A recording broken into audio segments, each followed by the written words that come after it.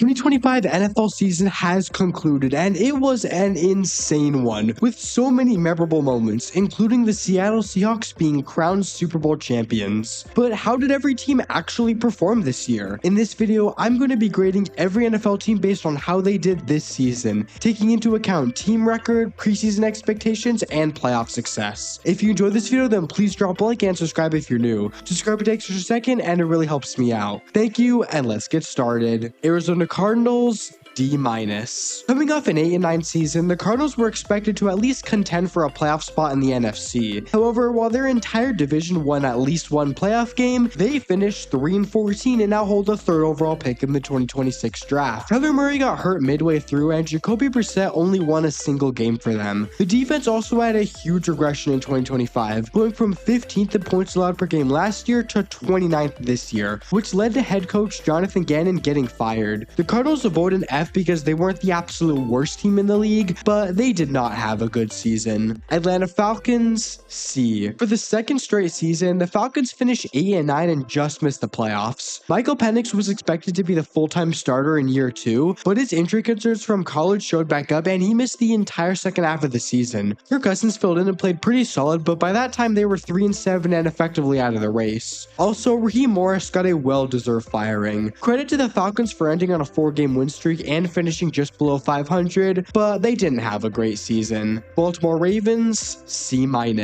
As usual, the Ravens were expected to be in the playoffs competing for a Super Bowl, but that didn't happen as they finished one game shy of the postseason with an 8-9 record. Lamar Jackson missed time this year, which didn't help, but he only went 6-7 as a starter anyway, and he was clearly not himself after coming back from that injury. The defense also regressed, and John Harbaugh, after 18 seasons, was fired. The Ravens would have been in the playoffs had Tyler Lute made this field goal, but regardless, the Ravens fell way short of expectations. Buffalo Bills, B+. The Bills did their usual Bills thing, having a good regular season, making the playoffs, and then failing to get over the hump. The Bills also didn't win the AFC East for the first time in 5 years, giving that up to the Patriots, and ultimately, enough was enough and Sean McDermott was fired. I'm not sure how much is going to really change considering Brandon Beane is still the GM, but we'll see. The Bills did win 12 games and win a playoff game, so they're not going to get a bad grade, but I think Bills fans were hoping for more. Carolina Panthers, A-.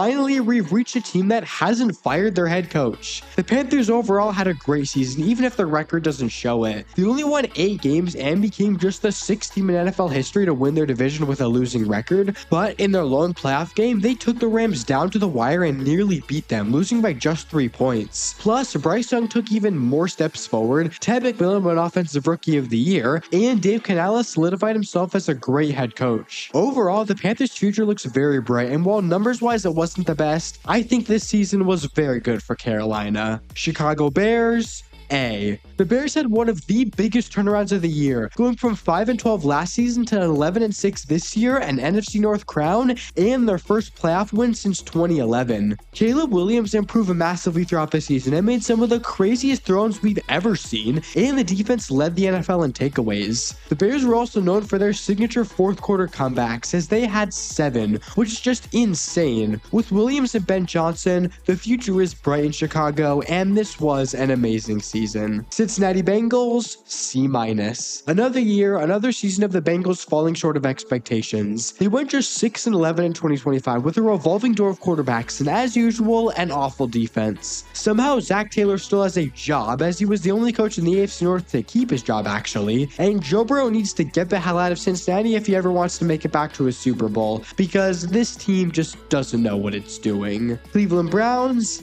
D+.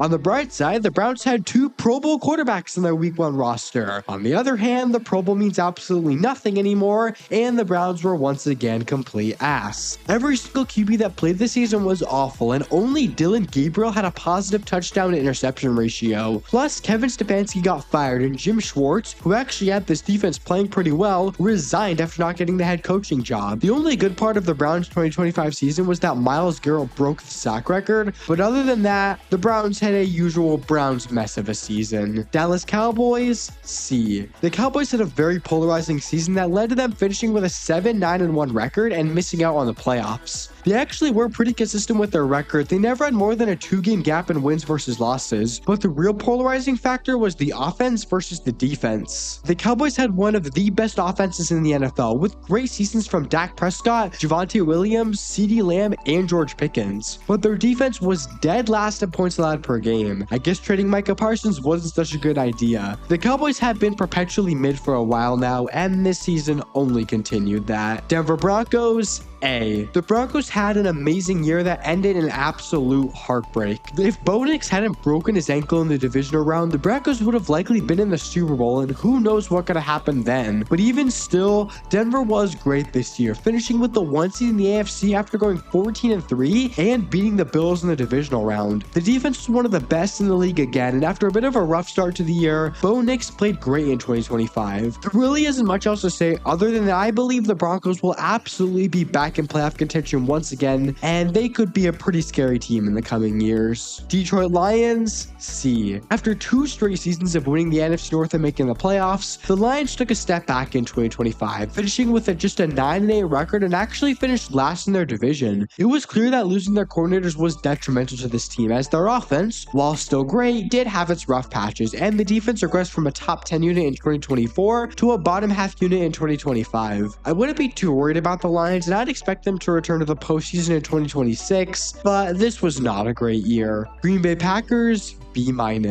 Packers basically did what they've done for the past 3 years now, barely make the playoffs as the 7th seed. And for the second straight season, they lost in the wildcard round, this time to the Bears. Trading for Micah Parsons did help things, but he tore his ACL at the end of the year, which made that defense a whole lot worse. The biggest positive was definitely Jordan Love, who had the best season of his career so far, but ultimately it didn't lead to any playoff success. The Packers didn't have a bad year, but it definitely could have been better. Houston Texans, B. The Texans were mostly known for one thing this season: their defense. With Will Anderson and Danielle Hunter wreaking havoc on the D-line, and Derek Stingley and Kamari Lassiter ball hawking in the secondary, scoring anything on this defense was a monumental task, and that defense led them to a 12-5 record and a playoff win. However, for the 3rd straight season, the Texans lost in the divisional round, and this time, all the blame could fall on CJ Stroud. Ever since that incredible rookie season, Stroud hasn't managed to recapture that magic, and played one of the worst postseasons a QB has ever played. In that Patriots loss, he threw 4 interceptions in just the first half, and on the day he had 0 big-time throws and 6 turnover-worthy plays. Stroud is eligible for an extension this offseason, and I can't guarantee he's going to resign here, but regardless of the question marks around Stroud, winning a playoff game and fielding the best defense in the league does make for a pretty good season, and hopefully the Texans can get farther in the future. Indianapolis Colts, C+. The Colts had an A+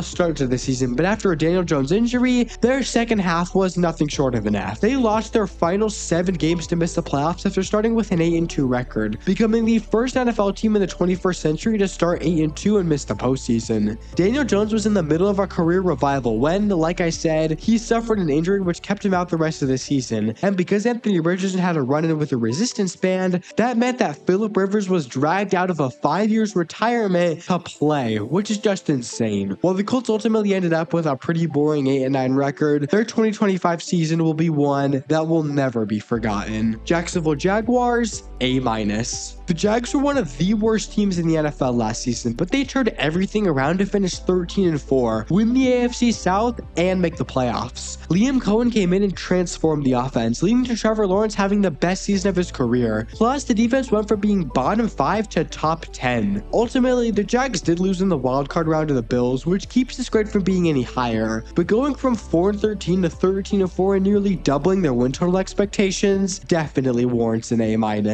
Kansas City Chiefs, D. After terrorizing the NFL for 7 years, the Chiefs completely fell off, missing the playoffs with just a 6-11 record. The defense was actually really good, but the offense was not. Patrick Mahomes was the only thing keeping this offense from being the worst in the league. They had no run game to speak of, and all their pass catchers either missed time, disappointed, or were washed. Plus, Mahomes did have probably the worst year of his career. The Chiefs weren't going to be elite forever. There had to be at least one point where they didn't make the AFC Championship game, and that was this year. But I'd expect them to be back soon. Las Vegas Raiders, F. They were the worst team in the NFL. What more do I need to say? And it's not like they were even expected to be bad. They had just traded for Geno Smith, who was a consensus top 24 quarterback. They had just drafted Ashton Jeanty 6th overall. They hired Pete Carroll, and Brock Bowers was coming off the greatest rookie tight end season of all time. What could go wrong? Well, apparently everything. Carroll couldn't coach to save his life. Bowers missed time. Jeanty couldn't run anywhere behind a bottom 3 O-line. And Geno Smith reverted back to Jets Geno Smith and played awful, leading the NFL with 17 interceptions. Pete Carroll was obviously fired, and all I have to say is good luck, Fernando Mendoza. You're gonna need it. Los Angeles Chargers, B-. This was a really frustrating season for the Chargers because while they did make the playoffs, they barely did, being the 7th seed, and then playoff Justin Herbert showed up and they lost by 13. Obviously, the O-line was terrible. It was all season, but Herbert mostly made it work throughout the regular season, but then choked it all away in the playoffs.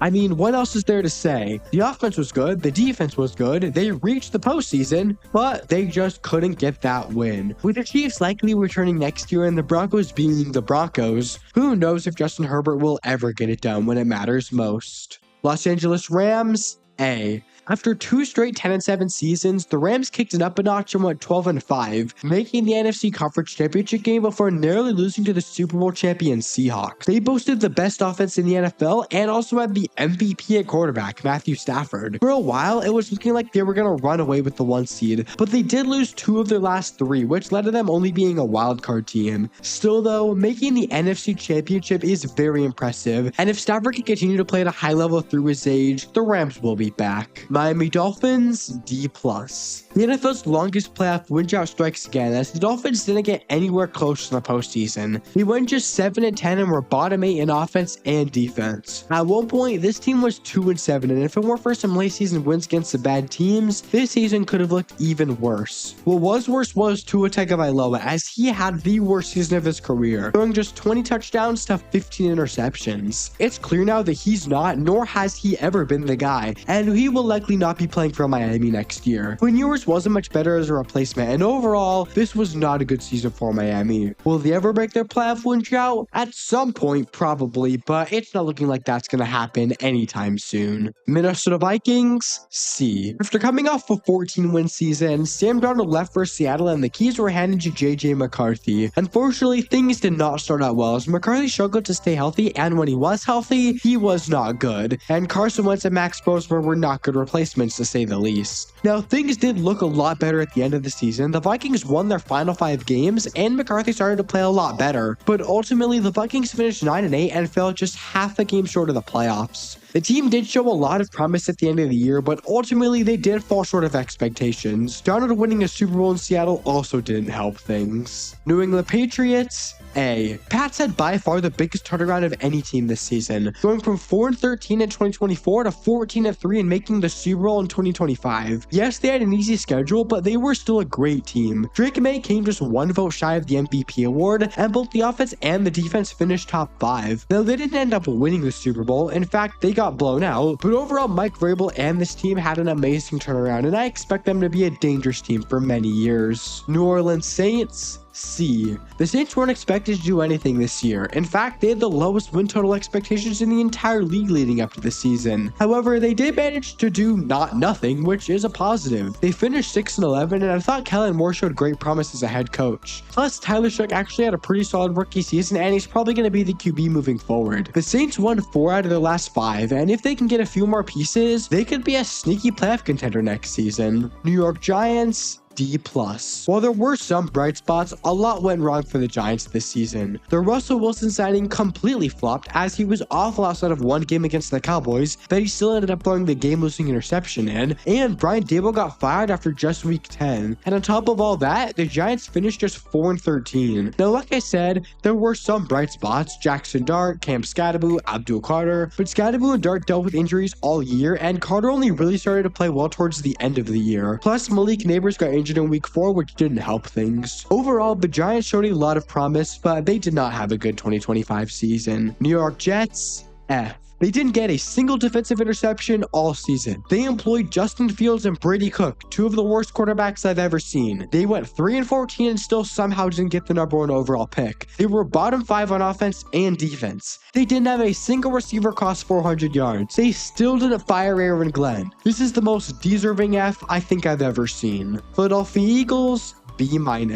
After winning the Super Bowl last year, the Eagles couldn't quite recapture that magic, mostly thanks to Kevin Patullo, who was the worst head coach in the entire NFL and called plays like he was coaching a Pee-wee team. Jalen Hurts also did his usual put up good numbers, but in actuality play like a bottom half quarterback thing. The Eagles also lost to a Brock Purdy plus practice squad 49ers team, a team that went on to get outscored by the Seahawks in 13 seconds. I am making a lot of fun of them here. They didn't have that bad of a year. Finishing 11-6 and making the playoffs is pretty good, but it definitely wasn't anything amazing. Pittsburgh Steelers, C+. The Steelers did the Steeler thing the Steelers do every time they Steeler. They made the playoffs with a just above 500 record and lost in the wildcard round. Aaron Rodgers was the QB this time, and he played like a 36-year-old QB, which is actually pretty good considering he's 41. But the defense also regressed from last year, and ultimately running into the Texans was pretty bad luck. Mike Tomlin stepped down, so we'll see if anything changes, but probably not. C+ is the Steelers' way. San Francisco 49ers, B+.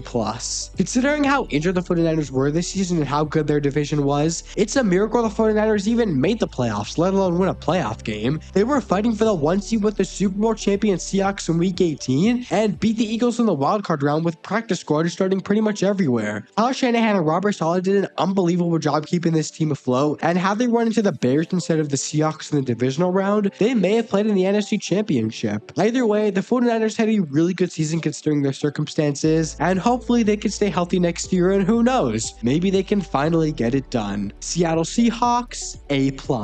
They won the Super Bowl. Need I say more? I mean, I'm gonna say more, but need I say more? They won the Super Bowl. Though what was even more impressive than winning the Super Bowl was how they got there. They signed Sam Darnold in the offseason, who pretty much everybody had written off after his awful ending in Minnesota. But he, along with an incredible defense, took the Seahawks all the way. JSN fully broke out and won Offensive Player of the Year, and the Seahawks became the first Super Bowl champions to not commit a single turnover in the playoffs. Plus, they thoroughly dominated the Patriots in the Super Bowl. The Seahawks obviously had an incredible season, and with so much talent on the roster, who knows what comes next. Tampa Bay Buccaneers, C-. After 2 straight postseason appearances, the Bucs took a step backwards in 2025. They started off hot, going 6-2, but lost 7 out of their 9 to finish 8-9 and miss the playoffs. Starting off great, then falling off at the end was sort of a theme for many aspects of the Bucs this year. Baker Mayfield, Emeka Egbuka, the defense, all of it. And somehow Todd Bowles still hasn't been fired yet. With the Panthers and the Saints on the rise, this is no longer a free division, so the future doesn't look great for the Bucs. And overall, this was a pretty disappointing year. Tennessee Titans, D. The Titans weren't expected to do anything, and they didn't. They went 3-14 and finished with the 4th pick in the draft, but they did have one thing going for them that kept them from getting an F, and that was Cam Ward. The numbers don't show it, but Ward played really well in his rookie season. He obviously had plenty of rookie moments, but considering the situation he was placed in, I was impressed with Ward's performance. With Robert Saleh as the new head coach, I'm very excited to see what the Titans can do moving forward, and although this season wasn't great, the building blocks are there. Washington Commanders, D-. Last season, I gave the Commanders an A+ for being the most surprising team in the NFL, making the conference championship in Jane Daniels' rookie year. That season, everything went right, but this season, everything went wrong. Nobody could stay healthy, the defense regressed, Dan Quinn just stopped doing anything, and that all culminated in the Commanders finishing 5-12 and obviously coming nowhere near a playoff spot. I would expect the Commanders to return in some way next season, considering just how good Jane Daniels is, but this year was not good. But that's it. Those are my 2025-2026 season grades. Where do you agree? Where do you disagree? Comment below. If you enjoyed this video, then please drop a like and subscribe if you're new, and that's it for me. See ya!